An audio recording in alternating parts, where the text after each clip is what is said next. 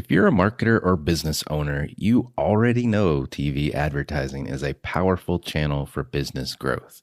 It's also a solution for businesses frustrated by digital marketing's rising cost. But the traditional process for launching TV campaigns is expensive, time-consuming, and complex. Marketing Architects believes brands deserve access to quality TV campaigns. That's why they flipped the traditional TV agency model on its head to create all-inclusive TV. With all-inclusive TV advertising, Marketing Architects invest their own money to produce, analyze, and optimize your TV campaign. All you pay for is media. This means you get top-tier solutions for every piece of your campaign, but without the dramatic price tag, setting you up for rapid growth at an extreme cost advantage. In fact, all-inclusive TV is so revolutionary, they wrote a book about it. If you're a marketer, business leader, or interested in the TV advertising industry, you'll want to grab a copy of All-Inclusive TV, How Booming Brands Are Reimagining TV Advertising.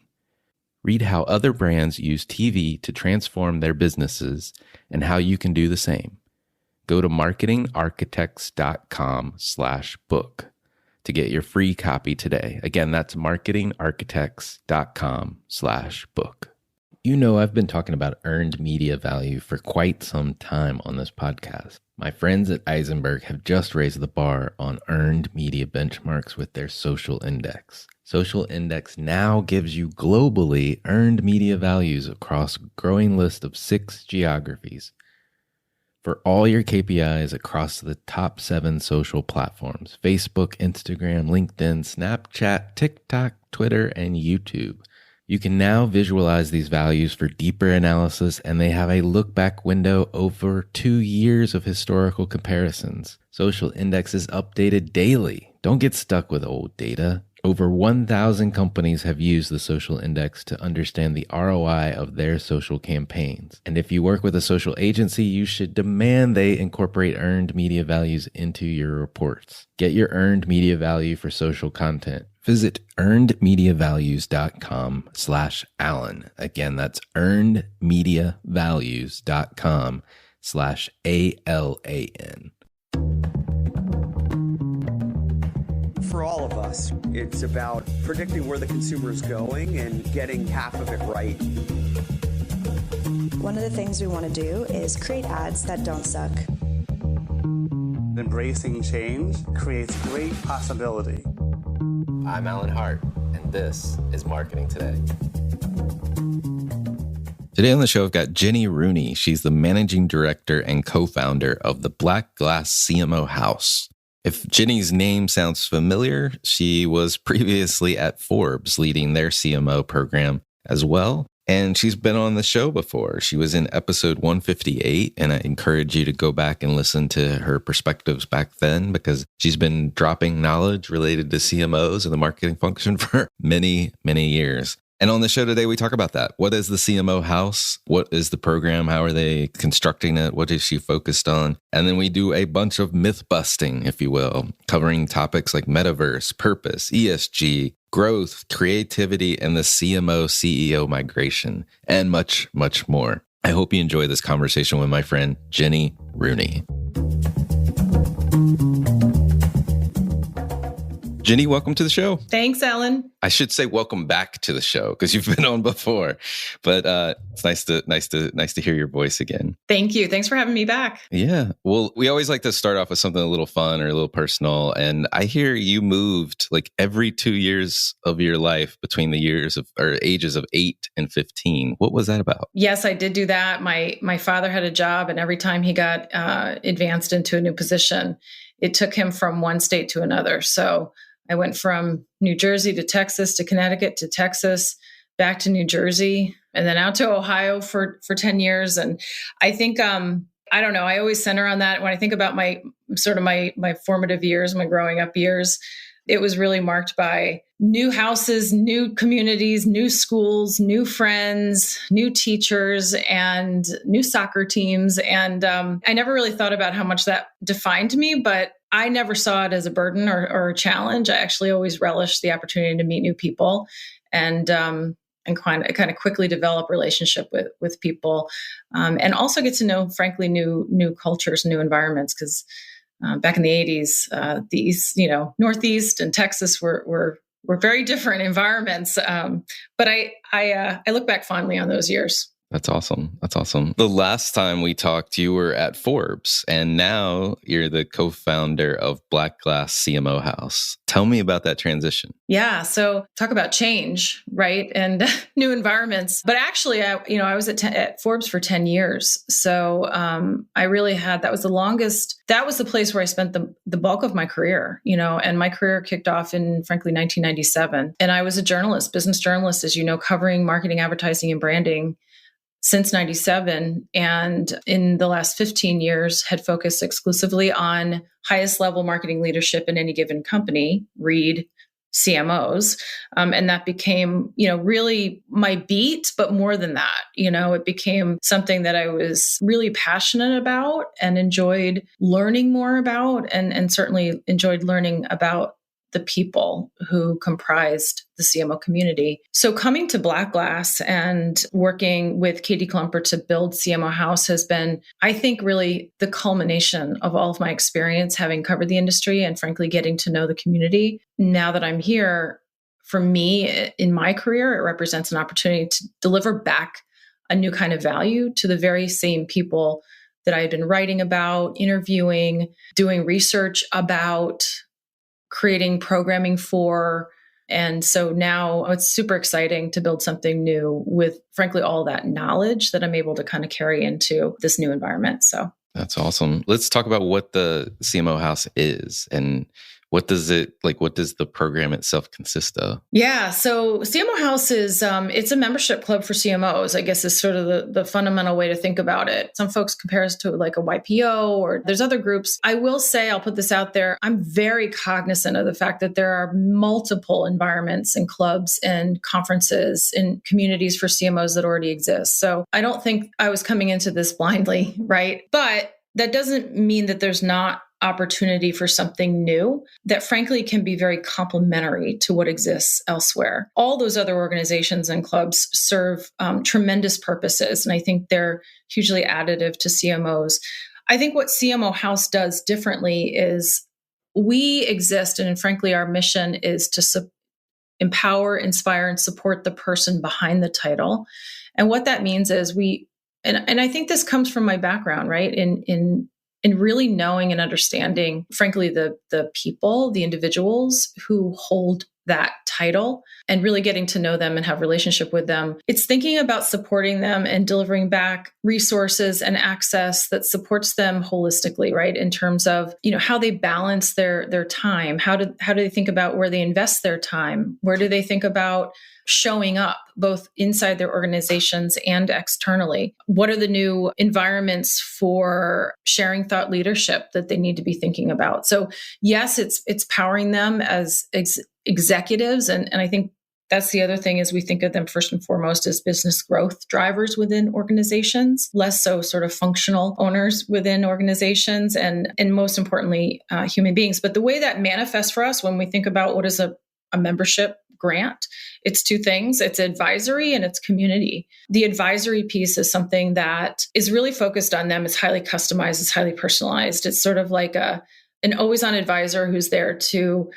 help answer questions, help provide access, help deliver back research, help deliver back, frankly, we've created a bespoke methodology whereby we can do a diagnostic per person that shows them through 4 different data sets what really their superpowers are, how they're showing up right now in market, but also what opportunities exist for them that they might not be tapping into in terms of expertise, background, passions, aptitudes, unique focuses that define who they are as individuals and business leaders that they might be able to take greater advantage of, frankly, in driving both their own personal profile, but more importantly, their business, because the understanding, of course, is that supported executives necessarily are going to drive more business for their organization. So there's connective tissue there.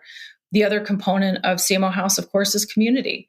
So when we think about the community that CMO House It's curated. We use that word intentionally because we think about making sure that we are inviting folks in who are additive to the collective, who come with, frankly, diverse points of view, diverse educational backgrounds, diverse career experience.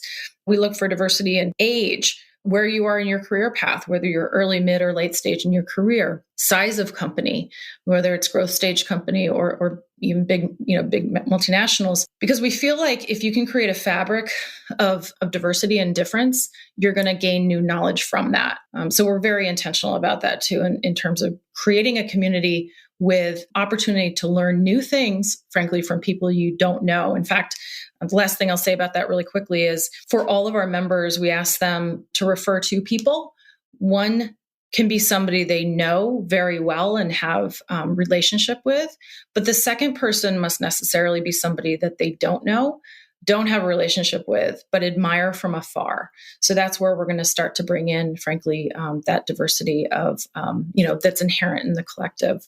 So that tells you a little bit about the two component parts of CMO House. No, that's awesome. I really like that last point you were making about like how you're looking for them to refer not just a friend, but actually somebody they don't know, but they would like to. That just reinforces the benefit of the community, right? Yeah. That's pretty cool. It's pretty cool how that works. Well, we've both been studying the CMO role for many years. What is it about the CMO role that intrigues you the most? Look, I mean, I think CMOs are some of the most passionate, empathetic, earnest, driven, creative individuals in business. When you get to know, and I know you know this too, Alan, when you get to know CMOs in the main, I think you're taken by all of the things they do, not just in seat and not just in their role, but to better their communities, to better the industry, to better next generation talent. I think there's so much about them, and they have to be, right? Because I mean, they own the voice of the customer. They're really as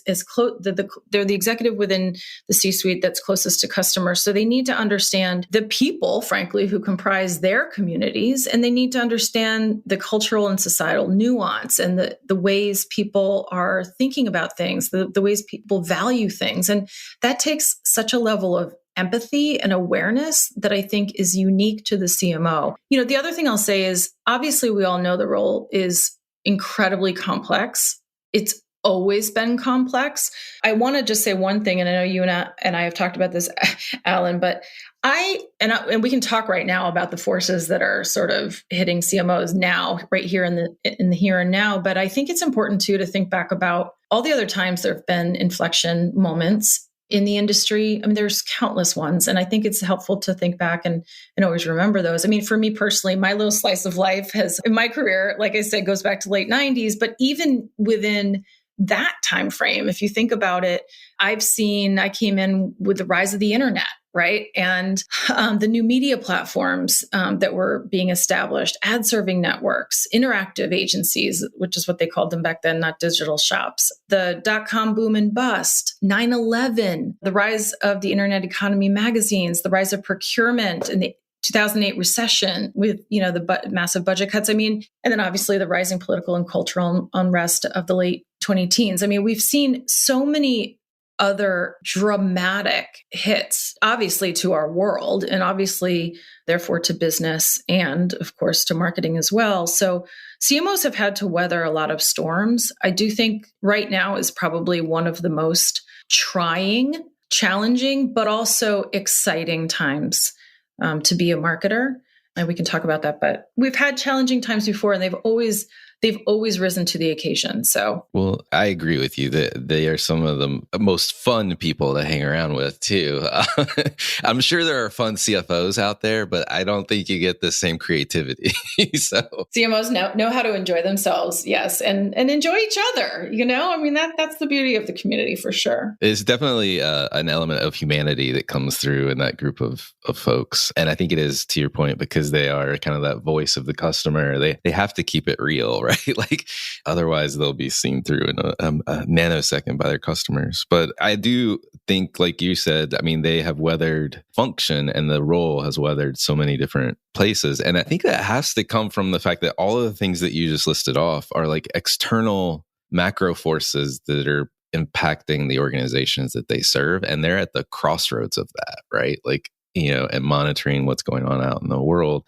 And it really is one of the only executives that do that in the C-suite, or should be doing that in the C-suite. Yeah, let's talk about what's going on right now. Like, we're coming out of a pandemic, I hope. We keep getting more on the good side of things, so to speak. But there's a war going on. International markets are at turmoil.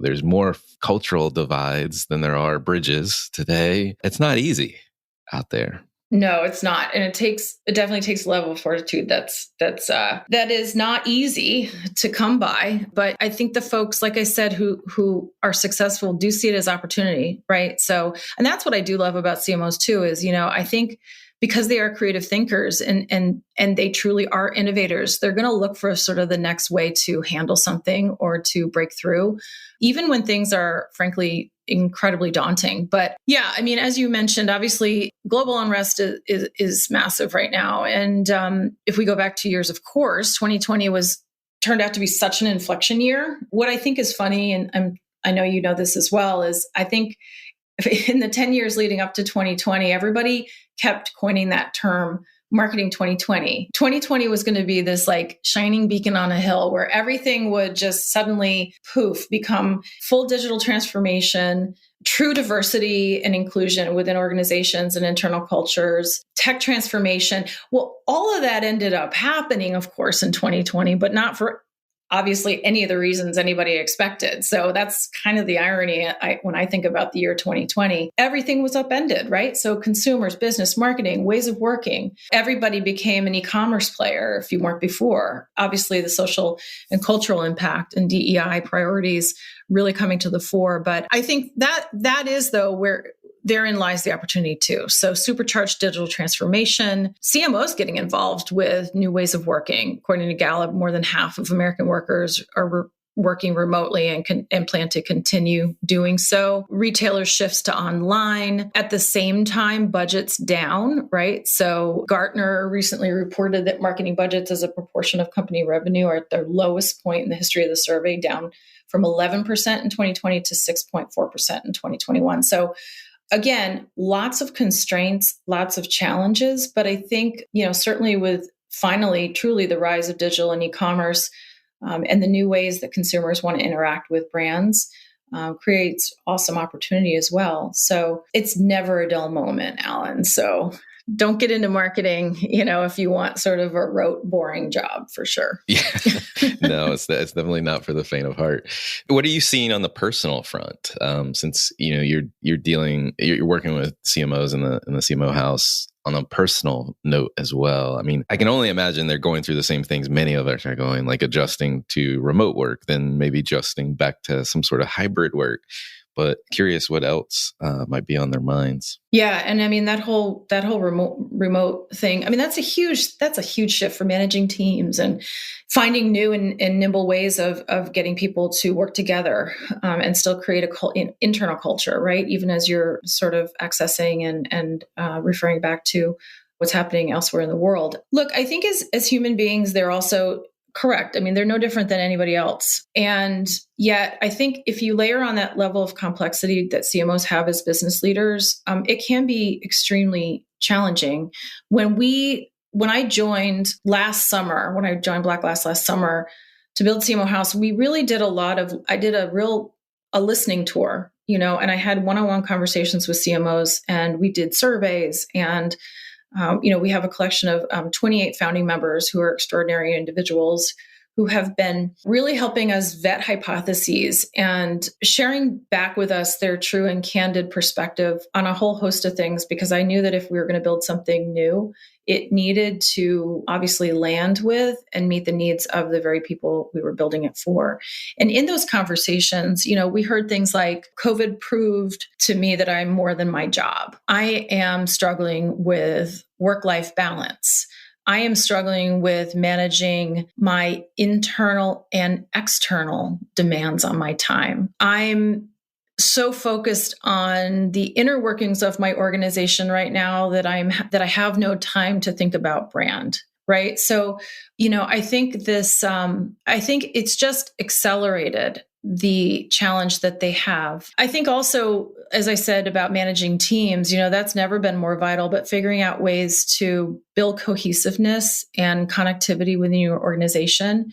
That does necessarily fall on the desks of CMOs too, because they're in so many respects culture drivers. They work so closely with CHROs, and the talent piece is so massive for them. I think also on the personal side for CMOs, there is that component of visibility and thought leadership platform and being able to hone. I don't like using the term personal brand so much because I feel like it almost cheapens the concept, because it isn't just assuming a mantle or, putting on it goes so much deeper, right? It has to be authentic. But I think it's about the concept of really defining who you are as a person and as a business leader, and what you stand for and what your unique skills, aptitudes, and how you're an asset to an organization. And I think for so long, CMOs have had to kind of fit into whatever context a company or CEO would expect of them, as opposed to the other way around. And I think when you get personal clarity on your own narrative and how that can be very powerful for an organization, I think that's a huge unlock that a lot of CMOs now more than ever are focusing on. I think CMOs, the last thing I'll say is CMOs, not like anybody else, because we're hearing this, of course, coming out of COVID, is they really want to work in organizations and on things that to them feel purposeful, that feel like it's worth their time, that feel like they're doing more to create good in the world than just sell product or service. So I don't care what age you are. I think everybody wants to feel like there is meaningfulness in the work they're doing. And so that takes them vetting out organizations to go work for on a new level. Does feel like it's even the playing field as it relates to evaluating the job and role as much as they're evaluating you for it to some degree. I totally agree. I don't know how many CMOs I've talked to, and how many have had this notion of personal reflection that they're going through for various reasons, like you've talked about. But I think finding their own voice and authentic voice of who they are and what they want to stand for is vital to most of the ones that I've talked to. 100%. I mean, and arguably it always has been, but I really feel like it's come into relief, right, in the last 2 years. But I think that's such a great thing. I think that bodes so well, because then they're going to arguably get into organizations and be so much more impactful. And that's the whole point, right? Like, not to get too much out there, but if you live your truth, you're going to do work that is additive, that's necessarily going to drive, move the needle. I mean, it just stands to reason to me. It's just sort of basics. And, but I love that people are thinking about that priority now more than ever. So it's exciting. No, it is. And it's a little bit funny to me that it took a pandemic for us to go through this. I guess you strip away all of the company atmosphere and you are now boiled down to a face on a screen, and you're looking at yourself. And I know everyone's looking at themselves, right? Like that's the joke, right? There's all these other faces, but everyone's looking at their own face. It's like looking in a mirror, 9 hours a day. So it's kind of funny. Talk about self-reflection. Yes, exactly. Exactly. So, well, let's do some fun myth busting here. Okay. All right. And I'll give you a topic, and you can, elaborate on it a little bit if you want. And then what I'm looking for is is this real or is this not real? Is this something that people care about, or just hype in the environment? Yeah, I'll do real or not real, and then maybe in some instances I'll sort of channel what I think is the CMO's perspective on it. So yeah, that'd be great. Well, so let's start with the metaverse. Yeah. Look, I kind of lump metaverse and Web3 and NFTs and blockchain crypto. I kind of lump it together, and I think take it seriously. I do think that, yes, it is in many respects, you and I, lived through the Second Life era and Sims. And I mean, there've been other sort of, but I do think it is real. It's here to stay. And I think the faster CMOs can kind of get their heads around it, the better. We had Ann Hand, is the former CMO of BP, and she's now CEO of Super League Gaming, and she's really an extraordinary individual. And she spoke to our CMO House members not too long ago to really just kind of break down metaverse and gaming and explain it, basically be available to them to really answer any and all questions. I think a lot of CMOs are feeling like they haven't quite gotten their heads around it in a way that they feel confident about. And, so she was able to kind of get under the hood, if you will, a little bit with it, which was very valuable to them. And also try to get them to recognize that it doesn't need to be so daunting. There's a lot of, you and I both know this too, like there's every year there's some shiny new object. And I think we're also kind of over and done with that. But I do think there's something about metaverse and crypto and the rest of it that is pretty massive as an opportunity. Blockchain, I know there's some CMOs have been like deeply focused on the power of blockchain for years. And frankly, before 2020, taking that very seriously as well. So I would say, and there's a lot about it, obviously, that I don't know, but from what I'm hearing, there is opportunity. Focus on it, prioritize it, try to get it right, because it could unlock some really cool new ways of brand engagement, consumer interaction, and marketing. So, well, and it just seems like, if you've got your experimental funds out there, that this is one of the bets you should be putting some money, experimental funds against to see what happens and learn, frankly. Let's go to covered Web3. Let's go to purpose.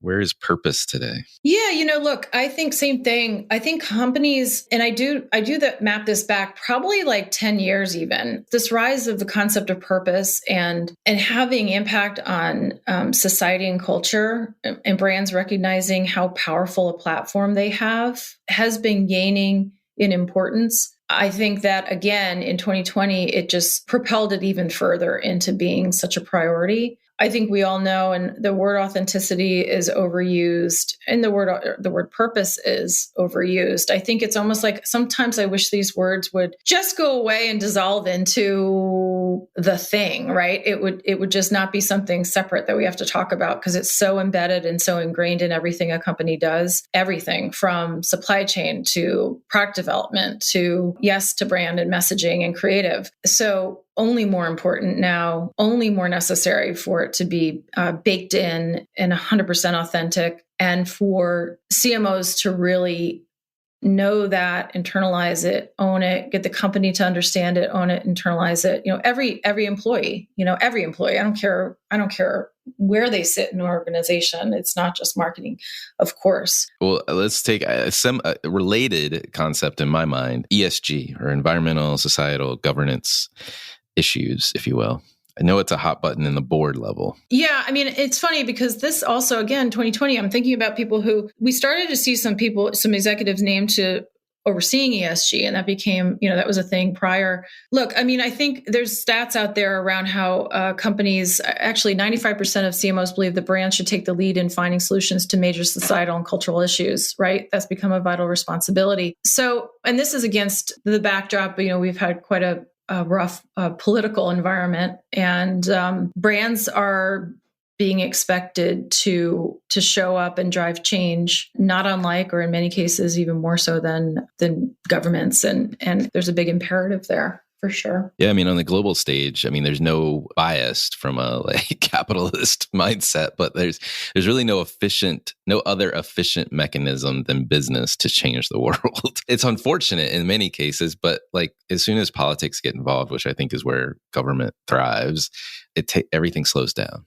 Everything slows down, and sometimes for the better, because business moves too fast. But anyway, I've always been an advocate of how do you use business for good. 100%. And I love the conversations, frankly, to that point, to get at talking about supply chain, because I think that is a space that CMOs need to be having conversation and include their voices in, because there's huge implications there. So, although right now things are pretty troubled in that space. So let's talk growth next, since we're talking about priorities of organizations. Oh, look, I mean, it should go without saying that CMOs, first and foremost and fundamentally, need to be business growth drivers within organizations. I think what's fascinating about right now is, and there's always been that talk about, well, they come in and they don't have, their hands aren't directly on the levers that drive growth, right? They're only supporting other people, sales organizations, et cetera, who ultimately have the ability to push on those levers. Yes, they are in many ways chief connection officers, right? So they kind of sit in the middle of all the things. And I was having a conversation yesterday with somebody who said, it's funny because CMOs need the metrics, they need the data, they need to show ROI. And certainly that's necessary in conversation with, the CFO or the CEO. But it's so because what they do touches what so many other people within organization do, it's easy for the other folks to take credit, if you will, for the deliverables and the growth. And I think that remains a challenge. But I also think that CMOs should think intentionally about how they need to, and again, this is around, coming into a new role, for example, or even shifting responsibility in a current role.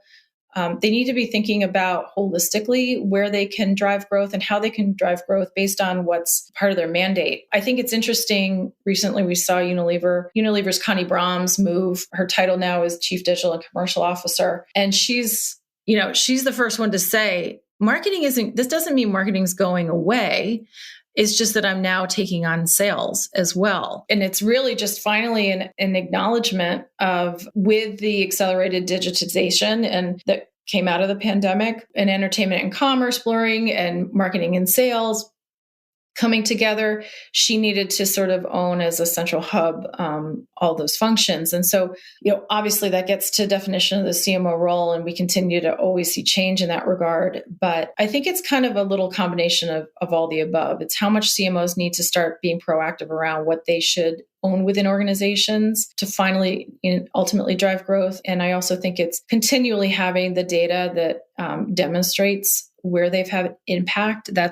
That has been important and is only more so now, but that's never been more important. And there's so many ways to demonstrate that. So let's hit creativity next. Yeah. I mean, look, it's creativity wins great awards, right? And I think it's the connecting the dots between great creativity and driving business growth. So that's always been, I think that's always been a challenge. I think that there is totally a role to play. I mean, if you can't just have a dual priority on performance marketing and brand marketing, you're missing one important component for most brands. To me, it feels too like the trade presses out in the world have done a disservice to creativity, because it tends to show up and be celebrated as the latest campaign or creative execution, and not celebrating the creativity itself. To your point, like how are we being creative about driving business results? And that can take many different forms, and many things that it isn't are the creative executions. Those come later, but the spark of creativity usually comes well before that. Well, I think what you're talking about too, which is a great point, is literally how we're defining creativity. I mean, I think creativity comes in the way that CMOs are building in-house agencies, how they're thinking about talent, how they're building, accessing diverse talent pipelines, right? And bringing true diversity of thought, experience, expression into their organizations. I think creativity is in the way that they're creating, teams within their organizations and process, around how people work together and interact and deliver out value. And yes, it might be a new campaign, but to your point, I think that's only one definition of creativity. I think there are many, and I think CMOs absolutely are innovators in that space, and they're redefining what marketing creativity can and should be by a lot of those, frankly, behind the scenes concepts that are transformative ultimately. So I think that is a really great space. If we could see trade press start to reframe that, everybody would benefit. Yeah, agreed. Well, I'll do one more, and it's the CMO CEO migration. Yeah. Well, this is as a myth to bust. I think for so long we've heard people say, oh, well, there's so few CEOs, CMOs don't get to be CEOs, or it's rare. I have been tracking for fun. I've been tracking, the number of CEOs who came up through the CMO role. And I love that the list is long and continues to grow. I do think there is a unique subset of executive that is the CEO who was a former CMO, because I think they bring a unique nuance, understanding, and aptitude to the CEO role that I don't, having come from being a CMO that I don't think you can get anywhere else. So obviously we've seen folks like Jeff Jones and Brian Nichol and Francis Allen. And I mean, the list goes on. I mean, I think my latest list probably numbers in the 30s. Seth Kaufman. I mean, there's just some incredible individuals. And so I would encourage anybody. I actually did a LinkedIn post on it a couple months ago, but you can follow me as I continue to track that, because I think that's a myth I like to bust. And actually, I'm going to be creating sort of a unique cohort, if you will, of CEOs who had been CMOs, because again, I think there's some uniqueness there, and I think those CEOs would benefit from and enjoy having access to the CMO community, because those are the very people and the very mindsets and focus that I think those CEOs should stay tapped into, because those are the things, that's the magic that got them where they are in large measure. So yeah, no, absolutely. I haven't met all the folks that you just named off, but I have been able to meet Jeff Jones, and Seth Kaufman was on the show when he was still a CMO, and they are unique individuals and uniquely positioned to be great CMOs. I mean, great CEOs, I should say. 100%. Yeah. It's a great sub-community, if you will, of executives. So, well, are there any topics you wish that the trade press were actually covering today?